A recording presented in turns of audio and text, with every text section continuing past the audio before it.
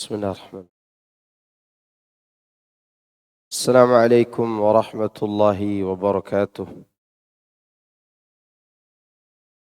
إن الحمد لله نحمده ونستعينه ونستغفره ونعوذ بالله من شرور أنفسنا ومن سيئات أعمالنا.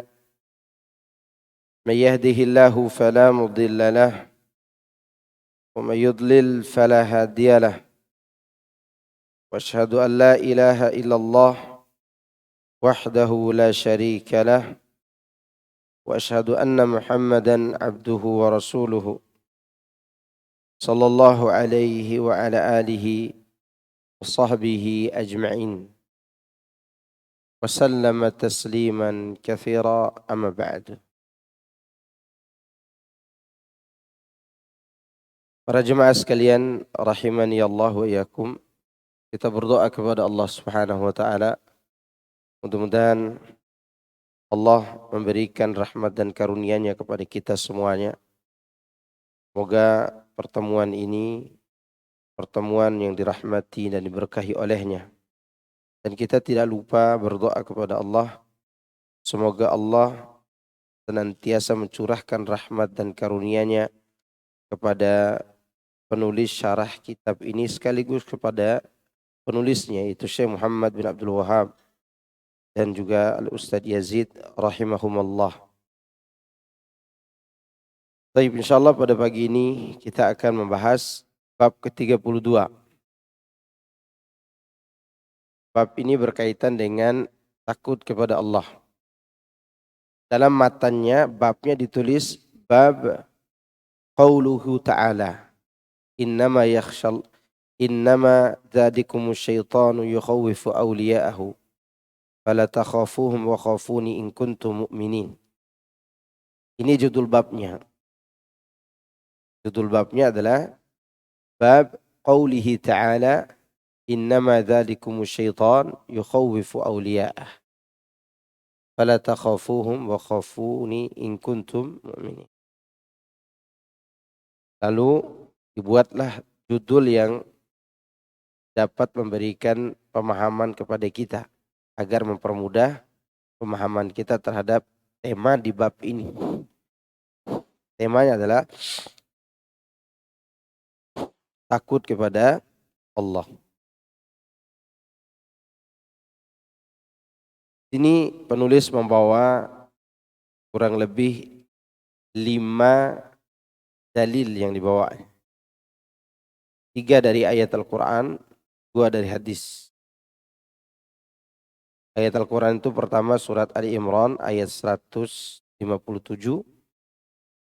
Kemudian surat At-Taubah ayat 18. Kemudian surat Al-Ankabut ayat 10. Dan hadisnya, salah satu dari kedua hadis itu riwayatnya lemah. Itu hadis, inna min dha'fil yaqin an turdiyan nas bisakhatillah wa an tahmadahum ala rizqillah wa an tadhummahum ala ma lam yu'tika Allah fa inna rizqallahi la yajurruhu hirsu harisin wa la yarudduhu karahiyatu karihin.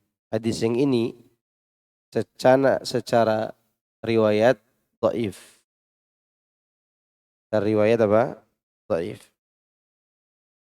Walaupun disebutkan hadis marfu'.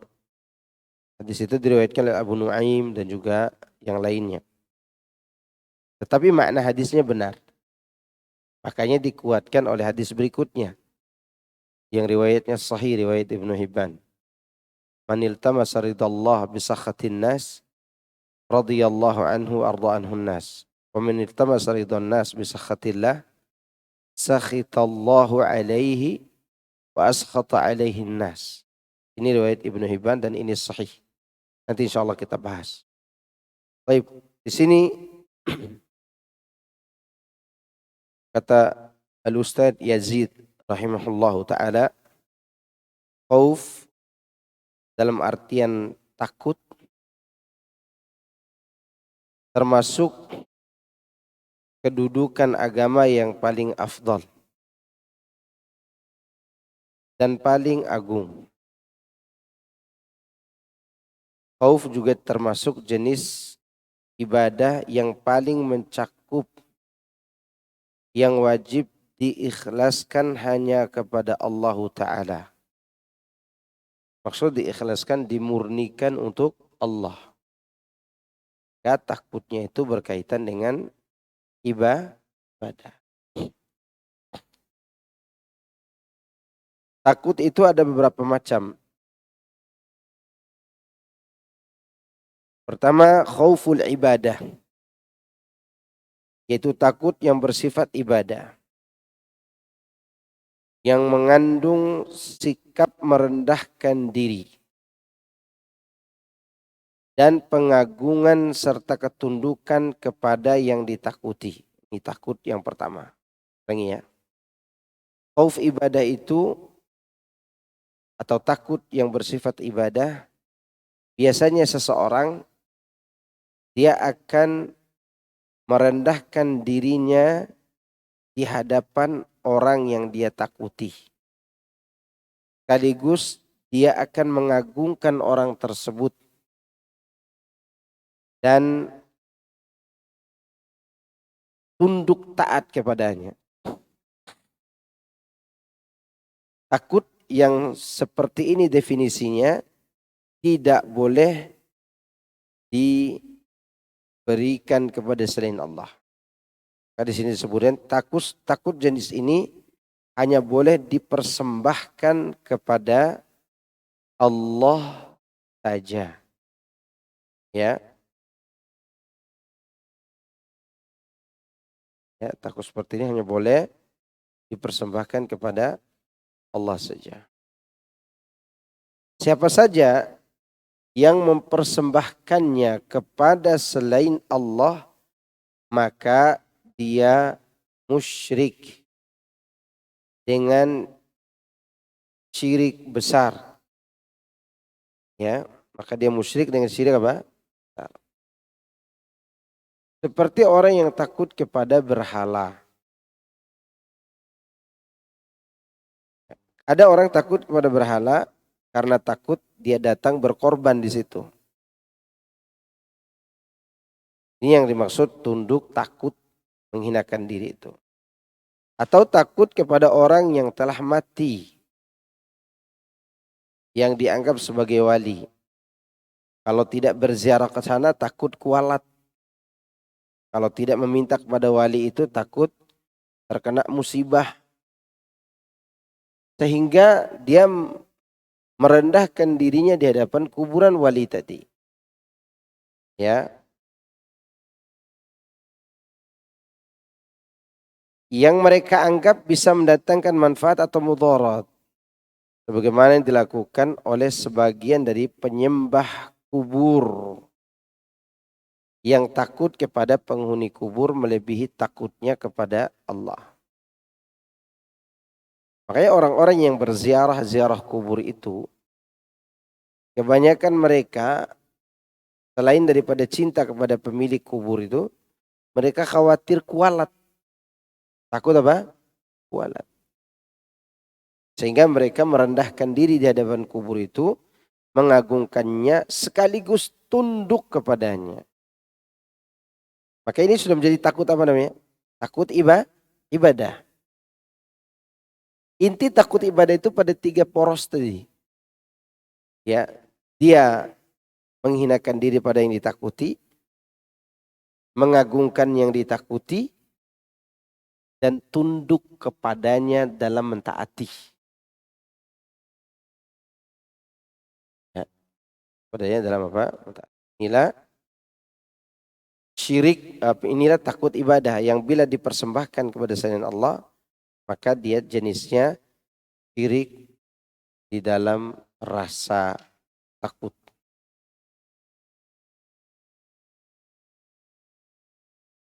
Jenis takut yang kedua, seorang meninggalkan kewajiban karena takut kepada manusia, maka hal ini haram hukumnya dan merupakan suatu jenis kesyirikan yang menafikan kesempurnaan tauhid. Kalau ini dirinci ya. Yang ini dirinci. Ada orang takut kepada seseorang sehingga dia tinggalkan ibadah. Pada umumnya hukum asalnya ini haram hukumnya. Kecuali dalam keadaan tertentu. Boleh meninggalkan ibadah karena takut kepada manusia. Misalnya lagi berperang. Maksudnya bukan meninggalkan ibadah ya, menunda ibadah. Menunda apa? Ibadah. Lagi berperang. Dari pagi sampai menjelang maghrib baru selesai peperangan itu. Berarti di sana ada sholat zuhur, ada sholat asar, ada sholat maghrib. Apa yang dilakukan? Apakah kita sholat dulu baru berperang? Bila kondisinya tidak memungkinkan sholat, maka sholat dirapel nanti. Kok sholat sekaligus? Berarti dia meninggalkan kesempurnaan ibadah sholatnya pada waktunya. Atau salah satu syarat sahnya sholat. Maka kondisi seperti itu boleh ditunda.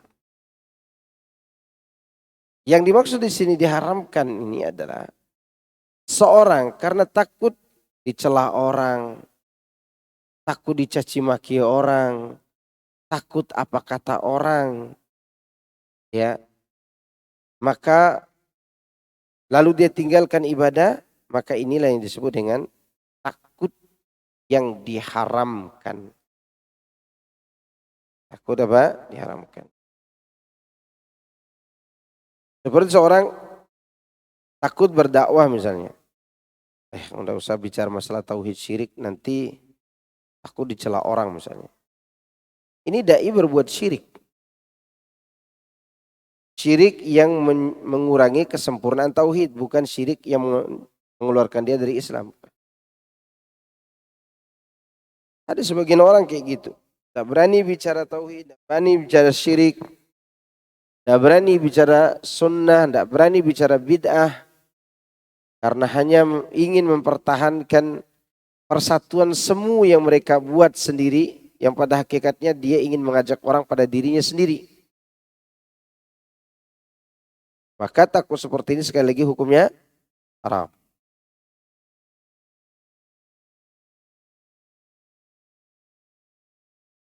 Yang ketiga, al-khawfu tabi'i. Takut secara tabiat.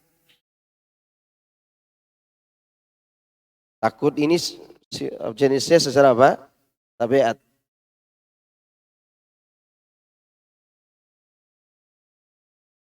Takut semacam ini tidak masalah. Takut semacam ini apa? Tidak masalah.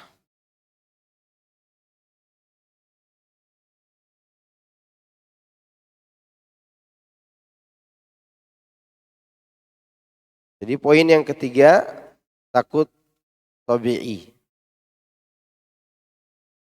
Yaitu manusia ditabiatkan memiliki rasa takut kepada yang ditakuti. Itu namanya apa? Takut tabi'i. Seperti takut kepada binatang buas. Ya. Takut kepada musuh. Dan lain-lain. Maka ini pada asalnya tidak tercela.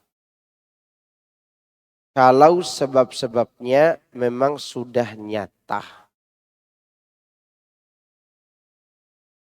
Sebabnya sudah apa? Nyata. Ada orang takut di kegelapan malam. Takut injak duri lah, takut injak ular gitu. Ini takut apa namanya? Tabi'i. Kemudian yang keempat, was-was. Yaitu ketakutan yang tidak ada sebabnya sama sekali.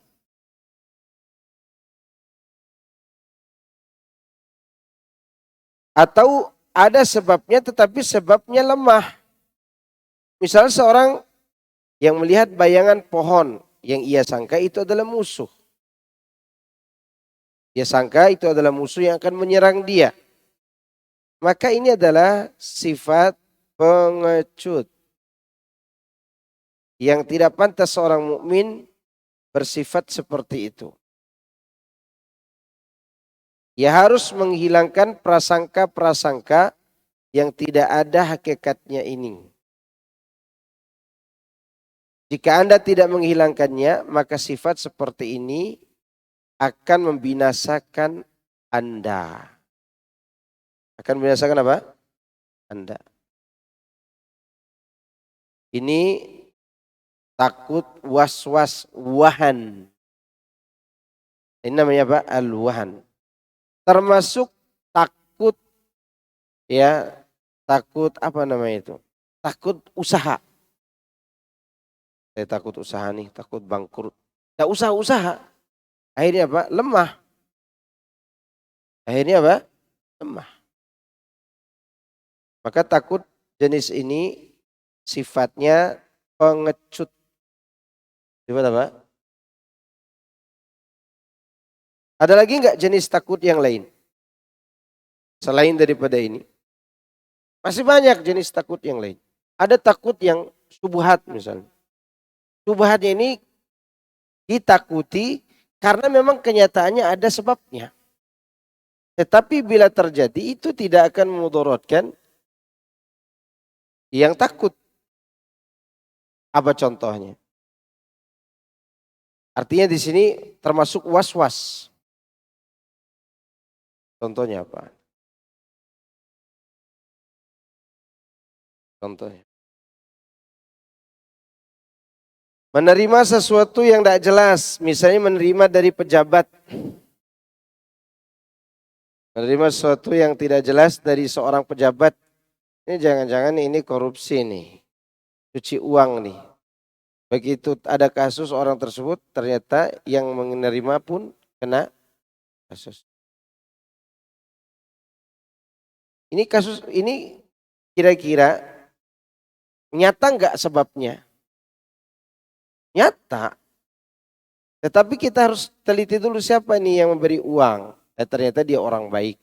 Maka tidak perlu apa? Was-was. Contoh yang lain. Ibu-ibu yang sering takut suami nikah lagi itu. Iya kan?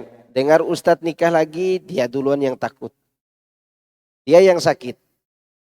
Takut suaminya nikah lagi. Ini namanya was-was. Namanya apa? Was-was. Dan Anda tidak akan pernah sehat untuk selama-lamanya kalau itu masih ada. Terus Anda akan takut. Takut dan itu akan merusak ginjal. Atau merusak organ tubuh. Karena dia akan mendinginkan perasaan. Orang seperti itu tidak akan merasakan kebahagiaan hidup. Enjoy saja hidup. Ya. Sampai ada ibu-ibu, nih anak harus sampaikan. Dia terseret pada perbuatan syirik gara-gara itu. Padahal dia sudah lama mengaji. Mungkin dia ngajinya, kalau minggu ini ngaji, pekan depan tidak ngaji. Waktu itu saya meruqyah ibu-ibu itu. Terlalu besar rasa takutnya, akhirnya dia jatuh dalam perbuatan syirik. Jelas-jelas masuk dalam perbuatan syirik. Jadi suaminya itu sopir truk. Truk yang membawa box yang ada kulkasnya di belakang apa namanya? Yang bawa barang-barang ke ngantar dari Jakarta ke NTT kemudian Sumatera itu. Perusahaan itulah PT apa namanya itu. Bukan hanya ekspedisi, dia bekerja di perusahaan itu. Dan dia supir truknya. Supir. Di truk itu kan ada CCTV. Di SOP-nya itu, dia tidak boleh sembarangan berhenti. Sudah ditetapkan oleh perusahaan berhenti di sini untuk jam makannya. Sini. Kalau sembarangan berhenti di warung-warung kecil, dicurigai dia selingkuh. Dan perusahaan itu tidak mau ada pegawainya apa? Bermain wanita. Kan kalau bawa tronton itu berminggu-minggu berbulan-bulan kan. Tidak mungkin satu hari itu PP antara Jakarta, Bima misalnya, Lombok misalnya, atau apa Kalimantan. Tidak mungkin, pastinya berbulan-bulan. Itu istrinya takut suaminya diambil orang. Apa yang terjadi? Dia datang ke kiai, dia minta air minum, kemudian kiai tiupkan, kemudian air itu disemburkan di depan rumahnya. Dan ditaruh jimat di bawah, kesek kakinya itu supaya suaminya cepat pulang. Apa dasarnya? Was-was. Itu suaminya kalau dibandingkan dengan wajah ana, jauhlah masih gantengan ana. Ya. Seharusnya yang was-was itu istri ana seharusnya. Bukan istri dia. Itu menunjukkan bahwa was-was seperti ini merusak, bukan hanya merusak diri, tapi merusak akidah. Kemudian saya diminta oleh suami untuk meruqyahnya. Ana datang ke situ, bukan saya tidak datang ruqyah. Saya ceramahin dia. Dan saya kasih tahu, suami ibu itu seharusnya tidak perlu ditakuti. Pertama, semua fasilitas bus itu sudah lengkap. Ngapain ditakuti? Kalau disuruh di rumah aja, nanti suami tidak bekerja, ribut lagi nggak ada uang. Udah biarin aja dia pergi. Tawakal kepada Allah. Tawakal kepada Allah. Kalau Anda baik hubungannya dengan Allah, maka akan Allah perbaiki hubungan suami Anda di luar. Maka suatu hari ada seorang bercerita, ini motivasi buat ibu-ibu. Motivasi buat ibu-ibu. Diceritakan oleh seorang syekh di Mesir. Jadi bapak ini keluar rumah. Selain istrinya baik, suaminya juga baik. Istri tidak pernah curiga kepada suaminya. Subhanallah, suaminya keluar, anak-anaknya di rumah itu sakit. Dan mereka jauh dari mustasfa, rumah sakit. Dan tidak ada kendaraan untuk mengantar. Karena suaminya takwa, istrinya takwa kepada Allah, maka Allah kirimkan dokter kepada anaknya. Dan ketika ditanya, Anda yang nelpon saya malam-malam. Kata ibu itu, saya tidak punya nomor, tidak punya telepon rumah. Waktu itu masih zaman-zaman belum ada HP. Kemudian setelah cerita itu berlalu, suaminya ditanya, apa yang terjadi? Apa yang kau lakukan? Dia katakan, aku tidaklah berada di luar kecuali aku menjaga diriku dari perbuatan zina. Sehingga apa yang terjadi? Istri anaknya dijaga oleh Allah. Demikian juga istrinya di rumah. Dia tidak sembarangan memasukkan orang ke dalam rumahnya. Sehingga suaminya di luar terjaga. Nah sekarang ibu-ibu takut suaminya tergoda di luar sana. Sedangkan dirinya memasukkan orang lain ke dalam rumahnya lewat mana? Lewat HP. Yang ditontonnya Leminho aja ditontonnya. Gimana Anda tidak was-was? Gimana Anda tidak takut? Anda sendiri pelakunya di rumah. Lalu kelakuan itu Anda timpakan kepada orang yang berjuang di luar rumah. Sehingga tidak bisa bergerak suaminya, di rumah dibosanin, keluar dicurigain. Mau apa sih Anda ini? Kan begitu ceritanya. Maka kalau Anda mau aman, jaga diri Anda di rumah. Suami Anda tidak akan pernah melakukan apa-apa di luar. Demikian juga suami. Tidak perlu Anda pasang CCTV di dalam kamar untuk mencurigai istri. Curigai aja diri Anda sendiri. Begitu cara kita menghilangkan was-was itu. Setiap kali kita ingin berbuat maksiat dengan wanita di luar, maka setiap itu kita ingat bahwa kita memiliki apa? Allah yang menjaga kita. Dan di dalam rumah kita ada istri dan anak kita. Demikian juga si istri. Tak perlu pasang chip di kerak bajunya suami. Nggak perlu. Ngapain? Itu hanya menyakitkan hati. Iya Ustadz, kalau yang haram sih saya tidak takut. Takut dia melakukan yang halal. Itu tidak apa-apa sebenarnya. Apa urusannya? Anda akan bahagia dengan itu. Anda bahagia karena dekat dengan Tuhan. Was-was itu menghancurkan kehidupan Anda. Iya enggak? Dan inilah yang membuat banyak orang itu tidak bahagia dalam menjalankan hidup. Sampai ada sebagian orang, waktu tidak ada uang, gelisah. Ada uang, lebih gelisah lagi. Itu menunjukkan si hati ini, dia tidak pernah terikat kuat dengan Tuhannya. Harus diikat kuat dengan Allah Subhanahu wa taala. Maka dengan itu, segala was-was yang Anda miliki, Allah akan menghilangkannya. Bagaimana caranya? Selain daripada menghilangkan kecurigaan itu, banyak berdoa. Banyak apa? Berdoa kepada Allah. Tidak perlu banyak mengeluhkan sesuatu. Maka was-was ini berbahaya. Kalau takut sekedar tabi'i, insya Allah Allah akan hargai itu. Bisa terlintas rasa takut. Oh ya udahlah, ini hanya lintasan saja. Udah tidak usah dinikmati. Tidak usah terlalu larut dalam takut itu. Kemudian di sini setelah penulis menyebutkan 4 pembagian rasa takut ini. Apa yang pertama tadi? Takut ibadah. Dan ini tidak boleh dipersembahkan kepada Allah. Takut ibadah ini memiliki 3 poros. Apa 3 poros itu? Menghinakan diri di hadapan yang ditakuti. Yang kedua, mengagungkannya. Ketiga, tunduk kepadanya. Saya ulangi, jika takut kita ada 3 perasaan ini di dalamnya, maka ini namanya takut ibadah.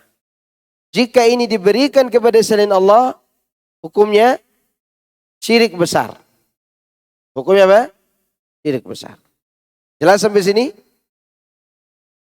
Kemudian yang kedua, takut apa? Takut yang menyebabkan kita meninggalkan kewajiban. Seorang dai takut berdakwah karena takut dicemooh orang. Ini hukumnya apa? Haram. Seorang takut sholat ke masjid karena takut dikata-katain alim misalnya. Ini takut haram. Haram hukumnya. Tidak boleh. Gara-gara takut kepada orang meninggalkan ibadah. Atau takut berjihad. Padahal dia mampu berjihad dan dipanggil oleh pemimpin. Takut menghadapi musuh juga hukumnya apa? Haram. Kemudian takut jenis ketiga. Takut tabi'i. Ini tabi'i. Tabi'i itu seperti orang takut binatang buas, takut ketinggian, takut jatuh, ya, takut berteman sembarang teman, takut dia adalah penjahat misalnya. Ini namanya tabi'i. Dan ini yang disebut dengan oleh sebagian peneliti sifat reptilnya manusia. Jadi manusia itu punya sifat reptil. Ini sebenarnya nikmat. Nikmat sebenarnya. Saya begini. Pak Asrani, saya ajak beliau untuk bikin daurah selama 2 hari. Pak Asrani tidak akan takut lagi bikin daurah dengan anak. Kenapa? Karena dia sudah kenal saya. Dari sisi itu, biasa mengisi kajian misalnya. Tapi kalau Pak Asrani saya ajak dia, Pak Asrani kita bisnis yuk. Perhatikan. Pak Asrani kita bisnis yuk. Bisnis apa Pak Ustadz? Kita bisnis bikin pabrik aluminium. Saya direksinya. Pak Asrani langsung begini. Ini namanya sifat reptil namanya. Kenapa dia langsung begitu? Karena dia tahu anak tidak punya keahlian di situ. Kira-kira rasa takut dia berbisnis aluminium tadi tabi'i atau tidak? Itu tabi'i. Walaupun orangnya dia kenal, tapi dia tidak mengenal dari sisi sifatnya yang lain. Atau kemampuannya. Ini namanya apa? Reptil. Ya. Sama seperti antum mau pergi umroh. Ada umroh 19 juta, DP 10 juta dulu. Apa kata antum? Kenapa demikian? Karena biasanya orang di atas 26 juta. Ini tiba-tiba 19 juta ini. Wajar. Kenapa? Karena itu sifat bawaan. Tabi'iyah. Bahkan sebagian mengatakan sifat reptil. Tahu reptil kan? Ular. Kalau ada musuhnya langsung tegangkan dia. Namanya apa? Reptil. Atau kalau ada yang menakutkan dia akan menghindar. Nah, tabi'iyah. Ini boleh atau tidak? Boleh, bahkan harus ada karena itu nikmat Allah. Nikmat Allah Subhanahu wa taala. Kemudian yang keberapa? Keempat, wahan. Ini yang disebut waswas tadi. Apa aja yang waswas itu? Hilangkan. Waswas itu kadang ada sebabnya, kadang tidak ada sebabnya. Gitu. Dan waswas ini sekali lagi bisa mengantar kepada rusaknya diri kita, bahkan rusaknya akidah. Seperti yang saya ceritakan tadi. Rusak diri dan rusak apa? Akidah. Baik. Dalil pertama. Surat Ali Imran ayat 175. Innama dzalikumu syaitanu yukhawwifu awliya'ahu fala takhafuhum wa khafuni in kuntum mu'minin. Yang demikian itu sesungguhnya mereka tidak lain hanyalah syaitan yang menakut-nakuti kamu dengan wali-walinya atau kawan-kawannya, orang-orang musyrik Quraisy. Oleh karenanya, jangan kamu takut kepada mereka, tetapi takutlah hanya kepada Allah jika kamu benar-benar beriman.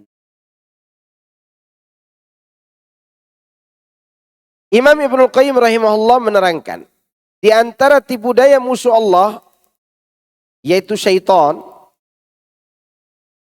dia menakut-nakuti orang yang beriman dengan bala tentara dan wali-wali teman setianya. Teman setia siapa ini? Setan. Agar orang-orang beriman itu tidak berjihad melawan mereka, yaitu wali-wali syaitan. Tidak memerintahkan kepada yang ma'ruf kepada mereka dan tidak melarang mereka dari kemungkaran. Ini tugas siapa nih? Dai. Ya. Allah Subhanahu wa taala mengabarkan bahwa ini adalah tipu daya syaitan dan teror darinya. Meskipun demikian, Allah melarang kita kaum mukminin dari bersikap takut kepada syaitan. Akan tetapi, kalau keimanan seorang hamba itu kuat, maka rasa takut terhadap wali-wali syaitan tersebut akan bisa hilang. Adapun sebaliknya, meskipun lemah keimanan, sebaliknya semakin lemah keimanan seorang hamba, maka akan semakin kuatlah kekuatannya kepada ketakutannya kepada wali-wali syaitan itu. Semakin lemah iman seorang hamba, akan semakin kuat rasa takutnya kepada wali-wali setan. Sudah dicontohkan oleh siapa? Oleh kaum munafik. Coba antum lihat surat Ali Imran, cerita dari 157 itu dan cerita daripada ayat-ayat sebelum dan sesudahnya. Itu kan berbicara tentang masalah apa? Perang. 175.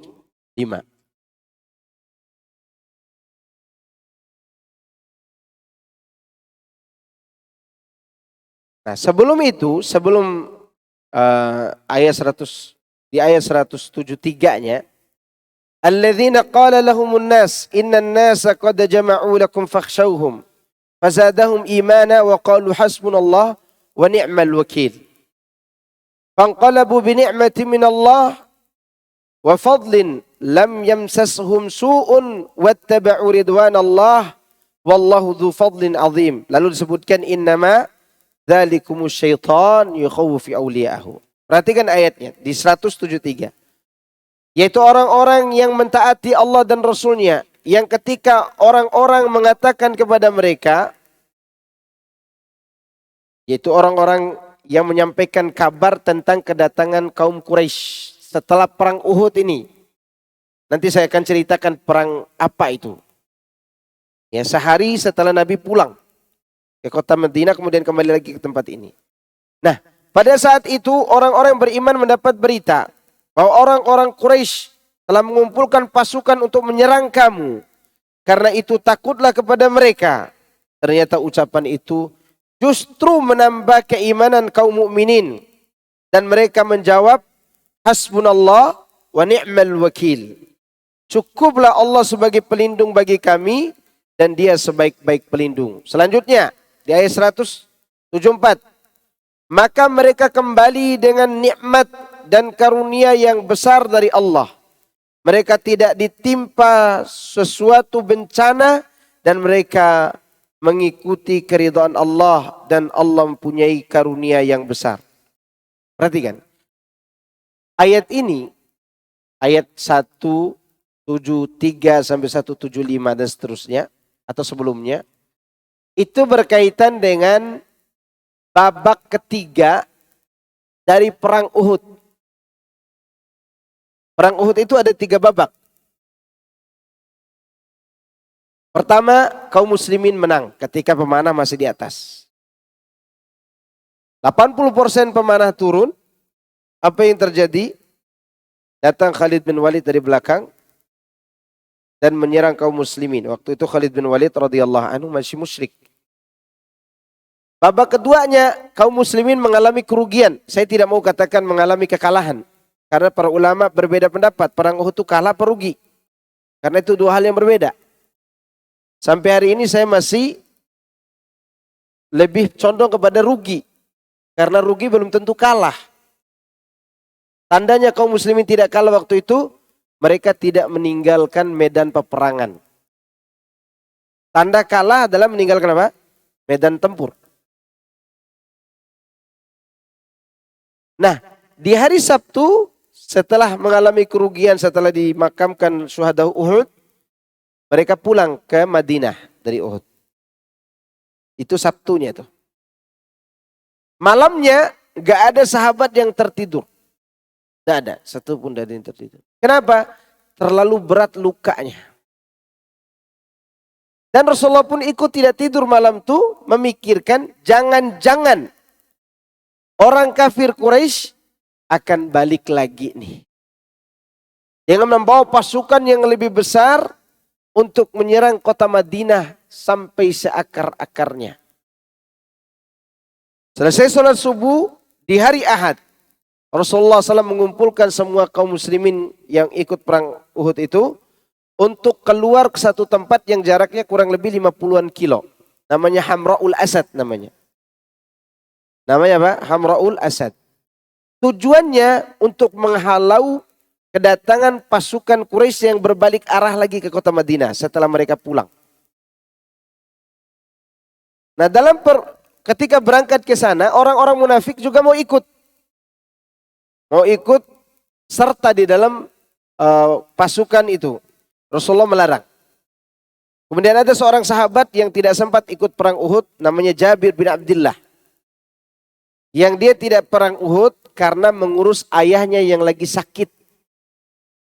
Dan dia tidak tercela waktu itu. Kemudian ketika dia minta diri, ya Rasulullah, aku sudah menyelesaikan hajat ayahku, aku ingin ikut serta dalam pasukan ini. Yaitu berangkat ke Hamra'ul Asad namanya. Maka Rasulullah izinkan. Inilah satu-satunya pasukan tambahan Rasulullah. Tidak ada lagi yang lain. Sampailah ke Hamra'ul Asad dan musuh ternyata betul seperti diduga. Balik arah mau ke kota Madinah untuk menyerang kota Madinah. Nah, Rasulullah SAW mengirim ada seorang yang dicurigai masuk Islam. Saya lupa namanya itu, subhanallah. Dan dia baik kepada Nabi SAW. Ada yang mengatakan dia sudah masuk Islam, ada yang tidak. Ada yang berpendapat belum. Tapi orang ini sangat baik kepada Nabi. Dia membawa kabar kepada Abu Sufyan radhiyallahu anhu, waktu itu Abu Sufyan masih kafir. Ya. Bahwa Muhammad membawa pasukan yang tidak dibawa waktu perang Uhud. Berapa orang tambahan personil Nabi tadi? 1. Berarti bohong gak dia? Enggak kan? Jadi kebayang 1 itu ribuan yang ikut. Siapa yang 1 tadi? Jabir bin Abdullah.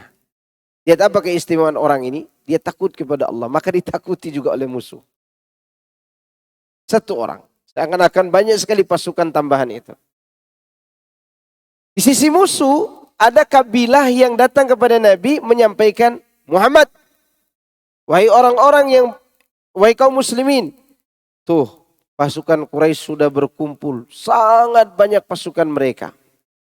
Maka takutlah kalian kepada musuh itu. Itulah dasar turun ayat sebelumnya. 173, 174, 175 itu. Terjadi perang pemikiran, takut menakuti. Itu sebab turun ayat Ali Imran tadi.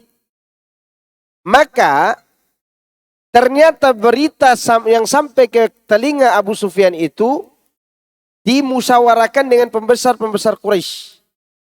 Apa yang terjadi? Terjadi kegoncangan di hati mereka. Kegelisahan di hati mereka. Akhirnya dengan kekesalan mereka pulang kembali ke Mekah. Makanya di ayat 174, lam yamsashum su'. Ya kan? Mereka menang dalam kondisi tidak tertimpa kemudorotan sedikit pun. Ini ayat berkaitan dengan perang Hamra'ul Asad yang bisa dikatakan sebagai sambungan dari perang Uhud. Maka dari kasus di babak ketiga inilah sebagian ulama mengatakan Rasulullah SAW dan para sahabat waktu perang Uhud itu tidak kalah. Tapi mengalami kerugian jiwa dan harta. Dan tidak ada yang ditangkap. Belum ditemukan riwayat ada yang ditangkap oleh kaum Quraisy dari kalangan kaum muslimin. Justru ada satu orang Quraisy yang ditawan oleh Rasulullah SAW. Dan tanda peperangan itu tidak kalah, ada tawanan. Saya lupa namanya, Abu siapa namanya. Dan tawanan ini pernah ditawan waktu perang Badar. Orang kafir Quraisy yang ditawan di perang Badar, saya sudah lupa namanya. Nanti saya coba cek kembali. Ya. Di waktu perang Badar dia ditawan. Dan dia minta diri kepada Nabi, ya Rasulullah, aku memiliki saudari-saudari yang masih kecil, tidak ada yang rawatnya kecuali aku. Aku yang menafkahinya. Tolong bebaskan aku. Maka Rasulullah bebaskan. Lihat bagaimana kasih sayang Nabi SAW itu. Ternyata dia inilah yang mengkompori kaum Quraisy untuk melakukan perang Uhud. Salah satu vokalnya yang vokal. Kita perang melawan Muhammad begini. Dia ceritakan itu ketika dia ditawan tuh. Maka ketika perang Uhud, ini tertangkap lagi nih. Perang Hamra'ul Asad. Perang apa namanya? Hamra'ul Asad setelah perang Uhud. Hari Sabtu Rasul kembali ke Madinah. Hari apa perang Hamra'ul Asadnya? Hari Ahad. Hari apa? Hari Ahad. Nah, si tawanan ini mengulangi lagi permohonannya. Dia minta, ya Rasulullah aku punya saudari banyak saudarinya, beberapa saudari yang tidak ada yang menafkahinya kecuali aku. Berilah aku kebebasan. Apa kata Nabi? Kami orang yang beriman pantang disengat kalajengking di tempat yang sama 2 kali. Kecuali kalajengkingnya harus dihabisi. Maka dipotonglah leher orang itu. Harus begitu orang Islam. Makanya disebutkan kaum muslim itu berani atau tidak? Berani, jangan pengecut. Masa sama bayang-bayang sendiri aja takut? Ada orang takut ke WC. Apalagi bertemu musuh. Maka oleh karena itu ikhwan, tanda kesempurnaan iman itu seorang takut kepada Allah. Tanda lemahnya iman seorang takut kepada musuh. Termasuk dai yang lemah imannya ketika mereka tidak berani menyampaikan tauhid karena takut ditinggalkan followers. Betul tidak? Bahaya ini. Takut ditinggalkan followers, takut ditinggalkan ini dan itu. Maka ini termasuk orang yang lemah imannya. Bahkan ada yang takut menjelaskan tentang syiriknya datang ke kuburan, meminta ke kuburan karena takut tidak diundang lagi. Takut apa? Tidak diundang lagi. Sebenarnya dia berdakwah atau apa sih, mau undangan gitu. Ini menunjukkan kesempurnaan iman seorang. Dia tidak takut kepada selain Allah di dalam menegakkan kebenaran. Maka firman Allah di atas menunjukkan bahwasannya mengikhlaskan takut hanya kepada Allah adalah termasuk syarat kesempurnaan iman. Itu. Faedah. Yang pertama, kata Ustaz Yazid rahimahullah ta'ala, dan beliau nukil dari kitab Al-Mulakhas, Mulakhas Syarah Tauhid.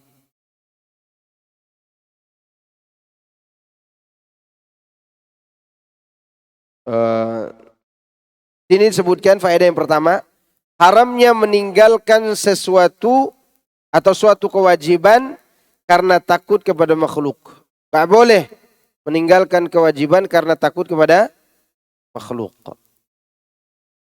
Yang kedua, wajibnya mengikhlaskan khauf atau takut hanya kepada Allah saja. Yang ketiga, takut kepada Allah merupakan salah satu tanda keimanan. Maksudnya tanda kesempurnaan iman. Yang keempat, memalingkan rasa takut kepada selain Allah termasuk syirik. Seperti takut kepada berhala atau kepada togut, ya, akan ditimpa apa yang dia benci. Ya, ini adalah takut yang bersifat ibadah. Maka ini akan buat seorang berbuat syirik. Tidak boleh dipalingkan takut itu kepada selain Allah. Yang kelima, peringatan dari tipu daya setan. Ya kan? Sekarang ada sebagian orang takut mengaji karena banyak isu tentang Wahabi, ya enggak? Jangan ngaji lagi ke situ hari Senin. Kenapa? Nanti itu dicap Wahabi. Ini hukumnya haram apa tidak? Haram. Karena ini termasuk tipu daya syaitan. Itu kawan-kawan kita yang di Brunei, di Malaysia, yang tidak sebebas kita di Indonesia menyebarkan dakwah ini, mereka tidak takut tuh menampakkan keislamannya. Mereka tidak takut untuk apa? Mengaji gitu. Padahal mereka tidak bisa bebas untuk apa? Berdakwah. Ini ada orang hidup di Indonesia, lulusan Timur Tengah, Timur Pinggir, bahkan ada yang dari Timur-Timur. Takut berdakwah karena apa? Takut kepada manusia. Ini adalah merupakan tipu daya syaitan. Baik. Dalil kedua, surah Taubah ayat 18. Innama ya'muru masajidallah man amana billahi wal yawmil akhiri wa aqama salata wa ataz zakata wa lam yakhsha illa Allah. Fa'asa ulaika ayyakunu minal muhtadin. Hanyalah yang memakmurkan masjid-masjid Allah ialah, perhatikan sifat-sifatnya. Yang memakmurkan masjid-masjid Allah itu adalah orang-orang yang beriman kepada Allah dan hari akhir. Beriman kepada Allah dan hari akhir. Oke? Kemudian tidak sampai di situ. Mereka mendirikan salat. Mereka menunaikan zakat. Selanjutnya, dan mereka tidak takut kecuali kepada Allah. Dalam rangka apa ini? Dalam rangka menegakkan ibadah. Gitu. Maka mudah-mudahan mereka termasuk orang-orang yang mendapatkan petunjuk. Mereka tidak takut kecuali hanya kepada Allah. Maka apa kata Allah? Mudah-mudahan mereka termasuk orang-orang yang mendapat apa? tunjuk. Makanya disebutkan oleh sebagian ahli ilmu, dan ini nasihat yang saya masih ingat, nasihat Ustadz Yazid di tahun 2009. Waktu kami lulus dulu. Supaya para da'inya tidak meninggalkan ibadah. Ada 3 poin yang paling penting selain ikhlas, mengamalkan dan seterusnya. 3 poin yang harus dimiliki oleh para pendakwah agar dia tidak meninggalkan dakwahnya. Pertama, dia ilmui apa yang dia sampaikan. Yang kedua, dia berani. Apa yang kedua? Berani. Yang ketiga, sabar. Coba antum kurangi salah satu dari 3 ini. Pasti terjadi keguncangan dalam berdakwah.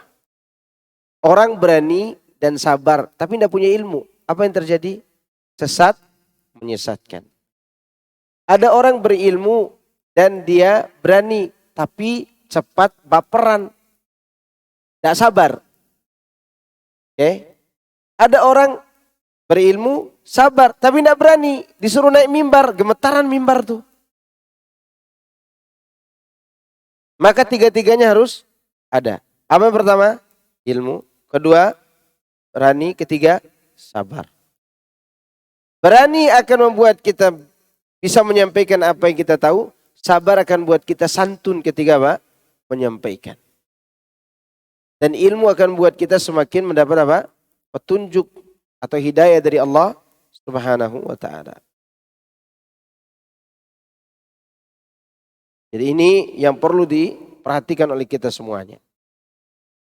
Maka di sini Allah sebutkan di antara sifat mereka, walam yakhsha illallah. Berarti mereka ini berani enggak? Berani melakukan kebenaran. Berani menyampaikan apa? Kebenaran. Syarah, penjelasan. Allah Subhanahu wa ta'ala mengabarkan bahwa masjid-masjid Allah hanya akan dimakmurkan atau diramaikan, atau dihidupkan, atau dipenuhi oleh orang-orang yang beriman kepada Allah dan kepada hari akhir. Mereka beriman dengan hati mereka, beramal soleh dengan anggota tubuh mereka, dan mereka mengikhlaskan rasa takut hanya kepada Allah Ta'ala tanpa selainnya. Ya. Iman itu kaitannya dengan apa? Hati. Dirikan sholat dan zakat kaitannya dengan amal badan. Rasa takut ya adalah merupakan sesuatu yang mendorong, rasa takut kepada Allah adalah sesuatu yang mendorong mereka untuk beribadah kepada Allah Azza wa Jalla. Termasuk ruhnya ibadah. Maka masjid-masjid hanya bisa dimakmurkan dengan iman. Dan bagian terbesar dari keimanan itu adalah tauhid. Beramal saleh yang bersih dari kotoran-kotoran syirik dan perbuatan bid'ah.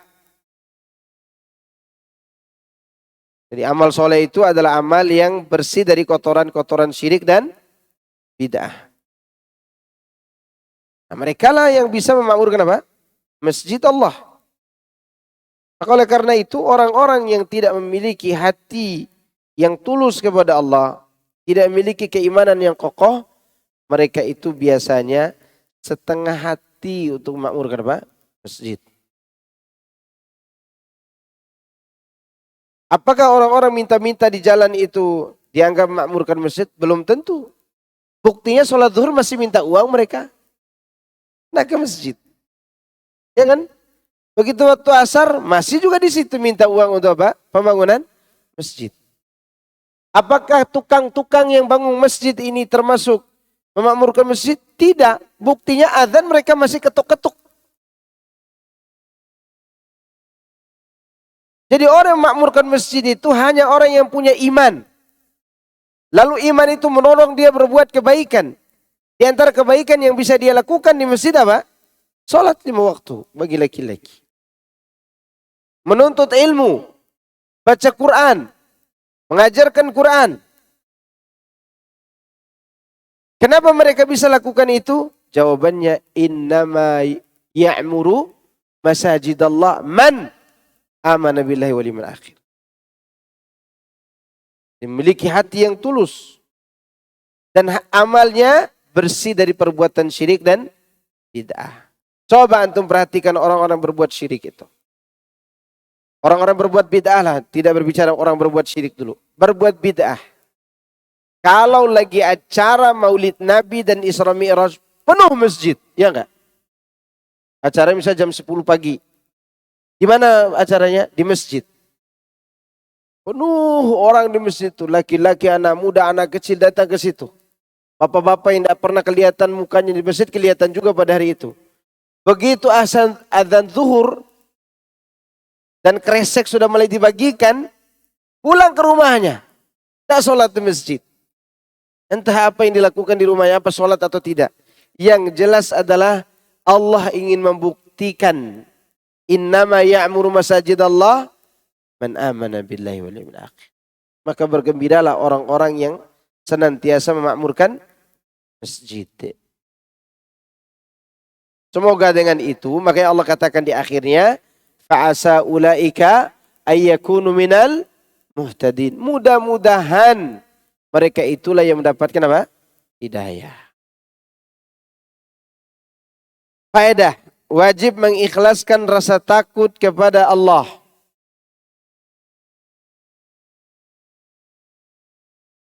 Yang kedua, amal ibadah apapun tidaklah akan bermanfaat kalau tercampur dengan kesyirikan. Tak manfaat amal itu. Kalau ada perbuatan apa? Syirik. Ya. Kemudian yang ketiga, memakmurkan masjid adalah dengan keimanan dan ketaatan. Bukan sekedar memperbagus bangunan. Ya enggak? Ada orang sibuk dia memperbagus bangunan. Ya.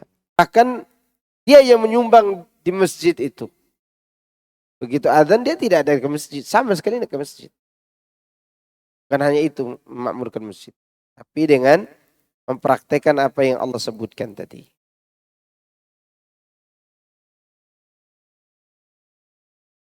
Kemudian yang ayat ketiga, surat Al-Ankabut ayat 10. Nah ini ayat yang menyebutkan salah satu sebab kenapa ada golongan munafik. Ceritanya ada dalam ayat ini. Yaitu karena menganggap siksaan manusia itu setara dengan siksaan Allah. Sehingga mereka menjadi bunglon. Jadi apa? Bunglon, talawun, berwarna-warni. Atau bahasa kerennya pramuka. Ini senang, sana juga senang. Itu namanya apa? Pramuka. Allah katakan wa minan nas may yaqulu amanna billah fa idza udhiya fillahi ja'ala fitnatan nasi ka'adzabillah wa la in jaa'a nasrun min rabbika la yaqulunna inna kunna ma'akum aw laysa Allahu bi'a'lama bima fi suduril alamin.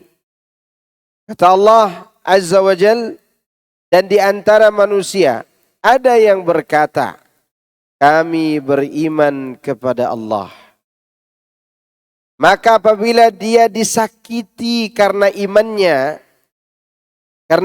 kepada Allah, ia menganggap fitnah atau cobaan manusia itu sebagai azab Allah atau seperti azab Allah.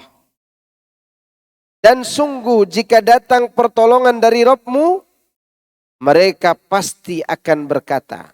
Lain cerita nih kalau datang pertolongan, datang kemenangan. Mereka akan mengatakan, sesungguhnya kami bersama kamu.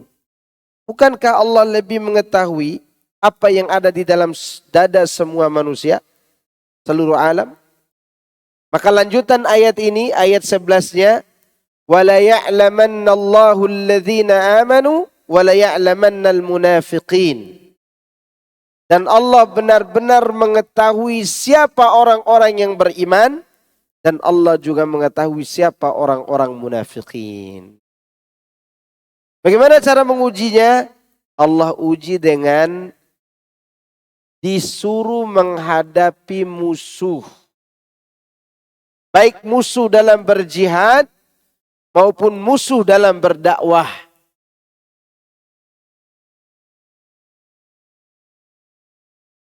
Maka kadang orang tidak merasa bahwa dirinya sedang menyamakan siksaan Allah dengan siksaan manusia. Lalu dia tinggalkan tugas pentingnya. Di antaranya jihad, di antaranya dakwah, di antaranya memakmurkan masjid.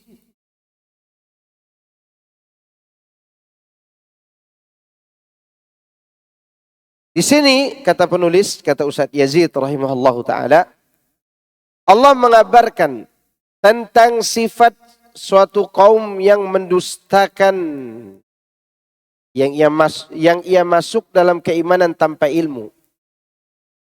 Dia mengaku dengan mulutnya bahwa dia telah beriman. Akan tetapi keimanan itu belum kokoh di dalam hatinya. Allah mensifatinya bahwa jika datang ujian dan cobaan kepadanya, maka dia meyakini bahwa ini setara dengan siksaan Allah. Sehingga dia murtad dari Islam. Ya. Dia murtad dari apa? Perhatikan ya. Mereka ini mengaku beriman tidak melalui ilmu. Perhatikan keterangannya. Sehingga keyakinannya tidak kokoh dan tidak kuat. Begitu digoyang sedikit, goncang. Entah dia jatuh kepada kemunafikan yang pura-pura muslim, atau dia keluar dari Islam. Begitu orang yang lemah keimanannya. Maka orang seperti ini menjadikan ujian yang berasal dari manusia layaknya setara dengan azab yang datang dari Allah Azza wa Jalla. Padahal keduanya tidak sama. Sehingga dia menghindari gangguan manusia dengan cara mengikuti keinginan serta perintah mereka. Karena dia anggap gangguan ini seperti azab. Sehingga ketika itu dia takut kepada mereka seperti takutnya kepada Allah. Karena dia menganggap cobaan manusia tersebut seperti siksaan Allah. Maka dia melarikan diri dari gangguan tersebut dengan cara menuruti perintah dan keinginan manusia itu. Apa aja diinginkan manusia dia ikut. Itulah munafik. Ya kan?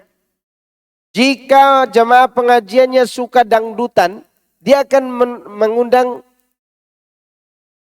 raja dangdut atau pangeran dangdut. Kenapa? Karena di depannya ini orang-orang suka dangdutan.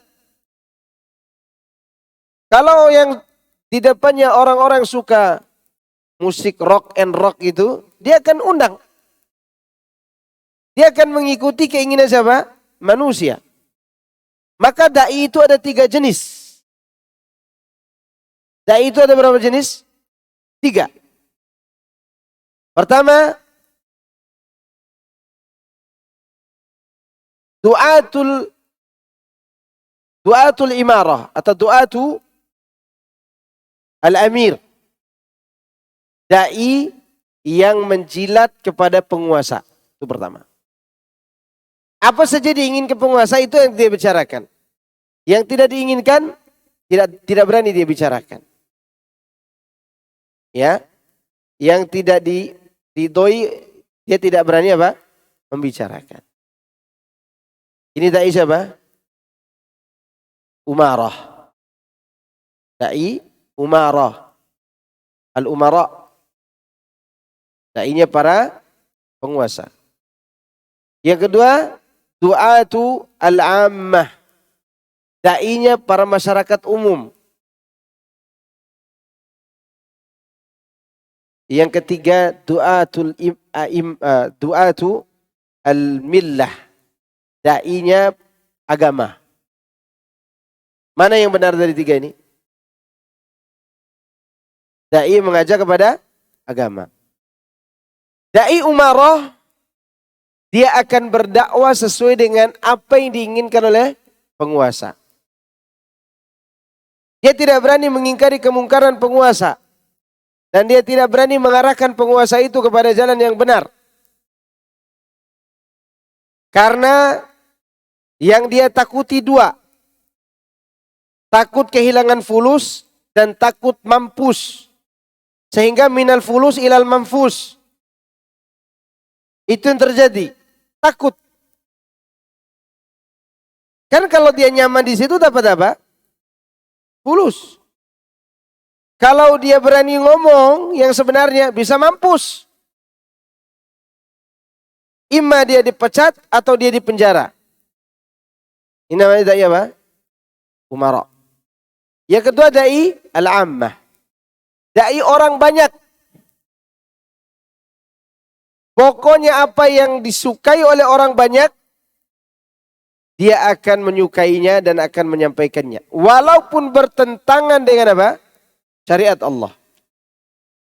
Jangan bicara syirik ya. Orang sini tidak suka bicara syirik. Ini mengikuti siapa namanya? Orang umum. Jangan bicara tauhid. Di sini orang tidak suka dengan tauhid. Ini namanya dai umum. Dan hati-hati kepada panitia yang suka ngatur-ngatur ustadznya. Ustadz, jangan bicara syirik dulu ya. Biarin aja. Biarin aja ustadznya. Nanti dilempar orang Pak Ustadz. Apa-apa, yang penting dilempar pakai uang. Ya.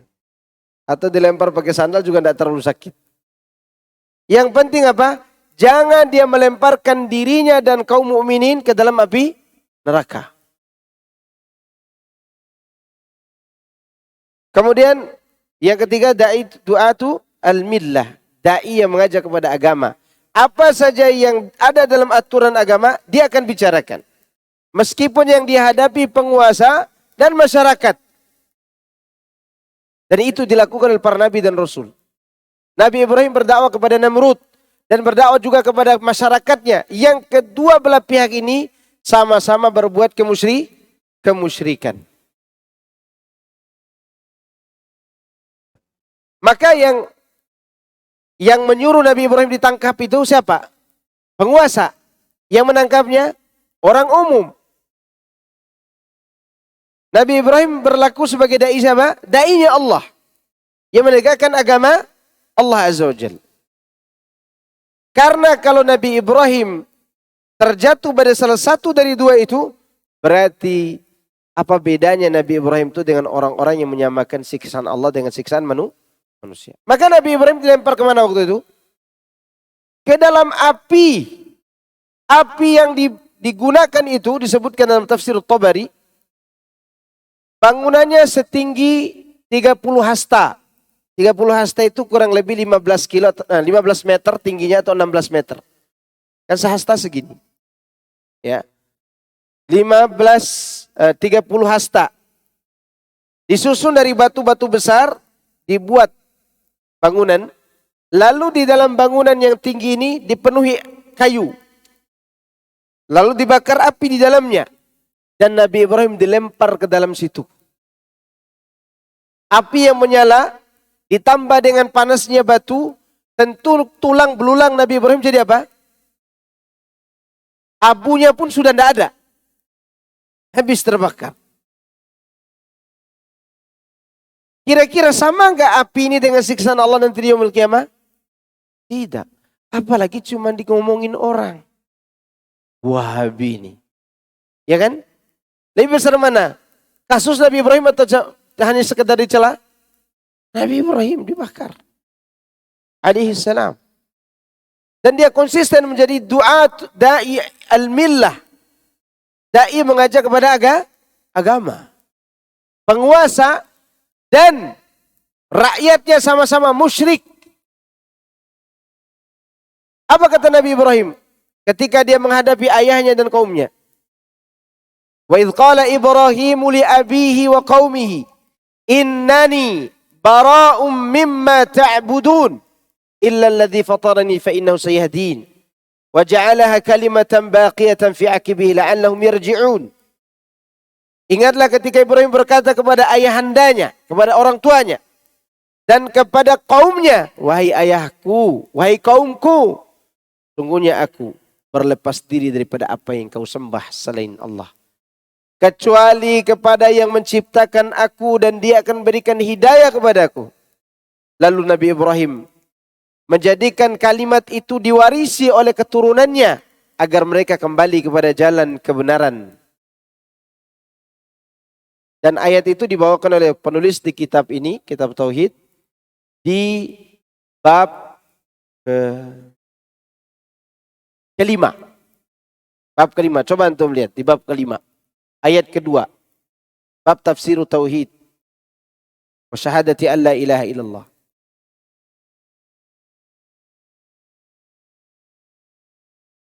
Di ayat kedua yang di bawah, dalil kedua, coba cek di situ.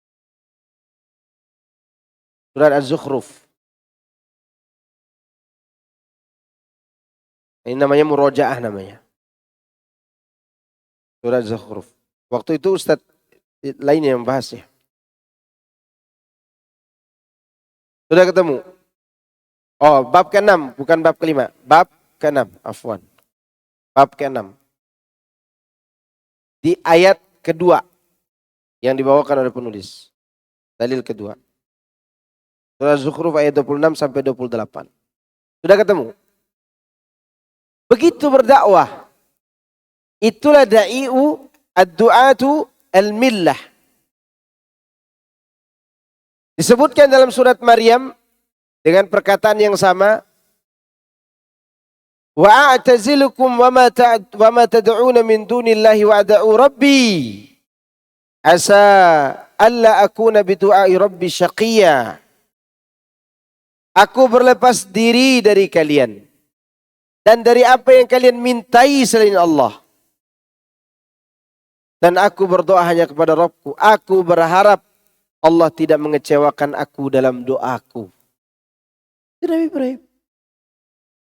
Ya. Dan setelah itu kan beliau dibakar.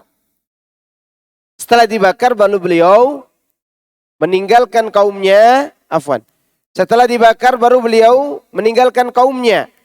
Dan mengatakan, meminta kepada Allah agar diberikan keturunan. Rabbi habli minas salihin. Ketika tidak diterima oleh kaumnya, oleh penguasa kaumnya, bahkan ayahnya, dia berharap yang akan menerima dakwanya siapa? Orang yang belum tentu lahir. Belum tentu lahir secara penelitian. Kenapa? Ibrahim sudah tua, istrinya mandul. Tapi dia tidak pernah putus asa dalam berdakwah. Ditolak oleh ayahnya, oleh kaumnya, oleh penguasanya. Dan dia berharap keturunannya mengikuti dia. Dianya sudah tua, istrinya mandul. Ada dai kayak gitu zaman sekarang. Sedikit. Yang tidak putus asa itu sedikit. Ini putus asa. Baru celah orang sedikit sudah baperan. Sudah lapor kepada istrinya. Saking apa? Lemahnya keimanan. Takut kepada manusia. Baik. Mana ayat tadi? Surah Al-Ankabut ayat 10. Allah mengabarkan tentang sifat kaum yang mendustakan. Yang masuk dalam keimanan tanpa ilmu. Tadi sudah. Faedah.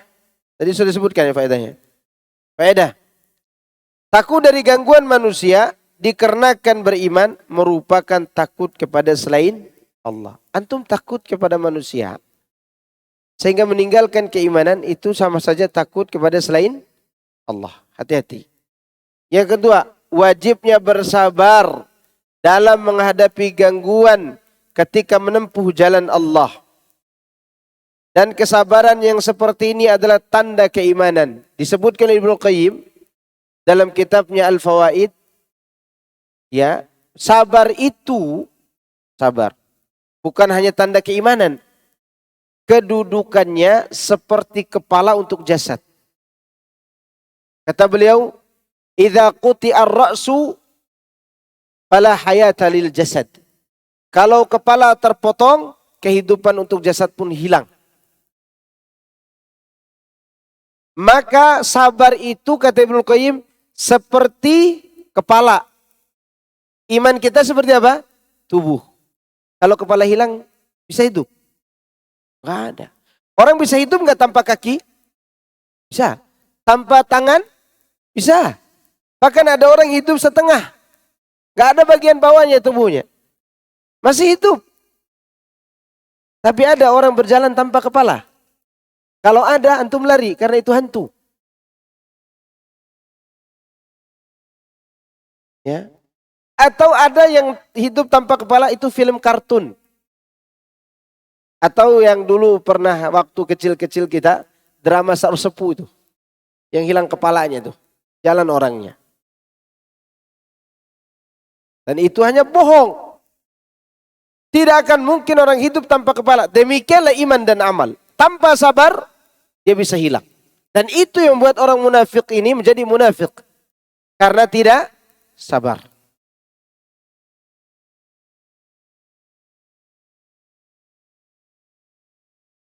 Kemudian, yang ketiga. Termasuk tabiat orang munafik diantaranya lari tidak menolong kaum mukminin. Nah, ketika takut dari gangguan musuh dan maju bersama kaum mukminin ketika tamak terhadap ghanimah, rakus ingin mendapatkan ghanimah. Ketika kaum mukminin mendapatkan kemenangan. Ya. Karena orang munafik juga tahu bahwa rezekinya Rasulullah dan para sahabat ada di ujung pedangnya. Di mana? Ujung pedangnya. Hasil daripada peperangan. Yang keempat, rendahnya semangat orang-orang munafik. Orang munafik itu rendah semangatnya. Beda dengan orang-orang mukmin, mereka semangat. Yang kelima, penetapan ilmu Allah yang meliputi segala sesuatu. Yaitu Allah menyebutkan, awalaisallah bi'a'lama bima fi suduril alamin. Allah mengetahui semuanya. Makanya lanjutannya di ayat 11 apa tadi? Wala ya'lamannallahu alladhina amanu wala ya'lamannal munafiqin. Allah benar-benar tahu siapa orang yang beriman dan Allah juga tahu siapa orang munafik. Ya. Masih 2 hadis lagi. Hadis berikutnya, dan ini hadis yang menguatkan bab ini. Agar kita tidak takut, agar kita tidak cari muka kepada manusia. Tadi sudah saya singgung tadi, biasanya orang cari muka itu kalau tidak kepada penguasa, kepada rakyat. Kalau dia mencari perhatian Allah, berarti dia beribadah kepada Allah dengan keberanian dan sabar tadi. Diriwayatkan secara marfu' dari Abu Sa'id, inna min dha'fil yaqini an turdiyan nas bi sakhatillah wa an tahmadahum ala rizqillah wa tadhummahum ala ma lam yu'tika Allah. Fa inna rizqallah la yajurruhu hirsu harisin wa la yarudduhu karahiyatu karihin. Sesungguhnya termasuk lemahnya keyakinan adalah bila engkau mencari keridhaan manusia dengan kemurkaan Allah. Memuji mereka atas rezeki yang Allah berikan lewat mereka. Dan mencela mereka atas sesuatu yang tidak Allah berikan kepadamu lewat mereka.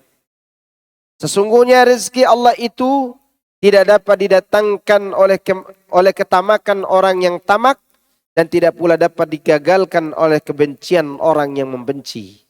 Hadis ini meskipun secara sanad dhaif, hadisnya sahih secara makna. Karena akan ada hadis penguat nanti. Dalam hadis ini terdapat kelemahan. Dan ini dibahas oleh Syekh Al-Albani rahimahullah. Dan juga Syekh Abu Abdurrahman. Hadis ini didhaifkan oleh Syekh Al-Albani. Bahkan Syekh Al-Albani menganggap hadis ini palsu. Ya. Demikian juga Syekh Abdurrahman bin Hasan dalam Fathul Majid. Ya. Beliau menganggap sanadnya ada perawi yang lemah. Ya, perawi yang lemah. Sini ada perawi yang lemah itu namanya adalah Muhammad bin Marwan As-Suddi. Itu penyakit pertama dari hadis ini. Adanya perawi yang bernama Muhammad bin Marwan As-Suddi dan dianggap lemah oleh Al-Imam Al-Baihaqi. Demikian juga di dalamnya ada perawi yang bernama Atiyah Al-Aufi. Atiyah Al-Aufi dilemahkan oleh Al-Imam Al-Zahabi dalam kitabnya Ad-Du'afa wal Matrukin. Nama-nama orang yang lemah. Dan para ulama mendoifkannya. Makanya hadis ini secara sanad lemah tetapi maknanya benar. Kita langsung pada hadis yang keduanya. Dan ini hadis yang sahihnya. Ini riwayat Ibnu Hibban. Dari sahih oleh Syekh Al-Albani rahimahullah. Diriwayatkan dari Aisyah radhiyallahu anha bahwa Rasulullah SAW mengatakan, "Man iltamasa ridallah bi sakhatin nas radhiyallahu anhu wa arda'an alaihi nas wa arda' anhu an-nasa. Wa man iltamasa ridan nas bi sakhatillah sakhitallahu alaihi wa askhata alaihi an-nas." Barang siapa yang berusaha mencari keridhaan Allah meskipun dengan resiko dimurkai manusia, maka Allah meridhoinya dan menjadikan manusia ridho kepadanya. Dan barang siapa yang berusaha mendapatkan ridho manusia dengan melakukan apa yang menimbulkan kemurkaan Allah, maka Allah murka kepadanya dan menjadikan manusia juga murka kepadanya. Ya. Ana yakin ada di antara antum yang dulunya tidak suka kepada Ustadz Yazid waktu awal-awal berdakwah. Ya. Iya tidak? Tidak suka karena dianggap Wahabi, keras dakwanya dan seterusnya. Tapi apa peduli beliau dengan itu? Enggak kan? Buktinya hari ini antum baca kitabnya. Baca kitabnya enggak? Dibacakan lagi. Udahlah ada kitabnya dibacakan lagi. Antum udah kayak bayi disuapin terus. Ini menunjukkan bahwa barang siapa yang mencari ridho manusia, Allah akan murka kepadanya. Sebaliknya barang siapa mencari ridho Allah walaupun manusia tidak suka, Allah akan ridho kepadanya dan akan Allah buat orang lain juga ridho kepadanya. Lihat bagaimana Nabi kita yang mulia sallallahu alaihi wasallam. Betapa bencinya Ikrimah kepada Nabi. Sangat benci.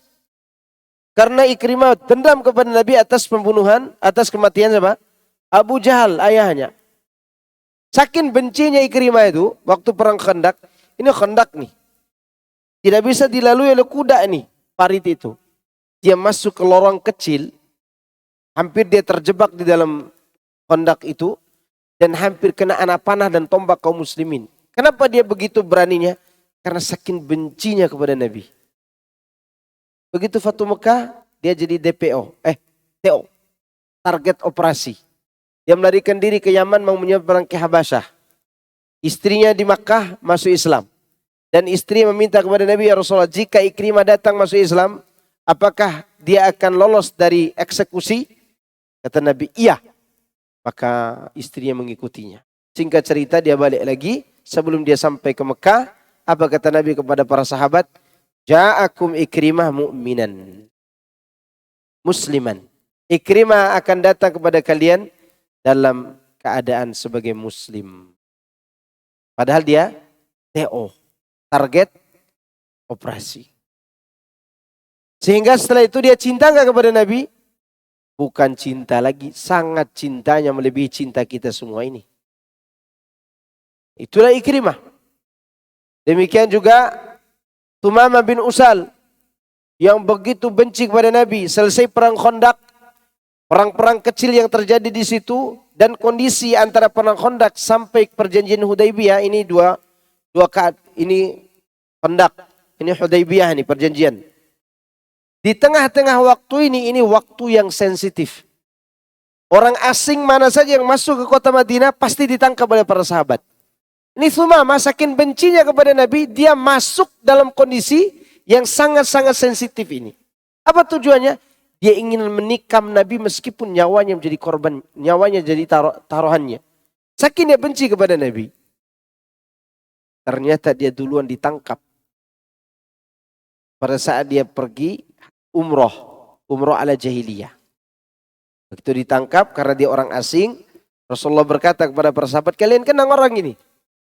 Gak ada yang kenal ya Rasulullah. Ini Sumamah yang kita cari.